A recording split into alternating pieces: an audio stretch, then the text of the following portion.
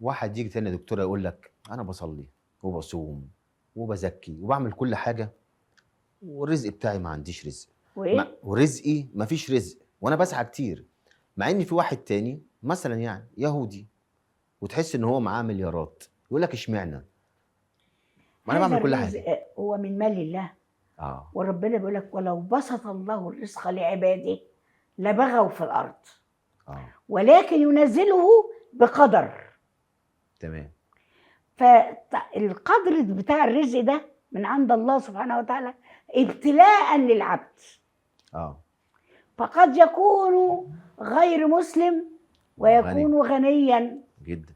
وهو مسلم يكون ملهاش فقيرا. دعوه بالصلاه او بالعباده لا او باي علاقة حاجه. لها، ده رزق من عند الله اه. يؤتيه من يشاء. يعني الغنى والفقر ملوش دعوه لا لا لا لا لا لا بالتدين، او ليك إطلاقا. دعوه بالعباده ولا او إن ليك اي أنا حاجه. يعني ملتزمة ولا بالظبط. بصلي ولا كافرة ولا إطلاقا. ملوش ده دعوه. بقول لحضرتك من اللي ربنا قال فيها وقدر فيها أقواتها، اه. تقدير من الله سبحانه وتعالى.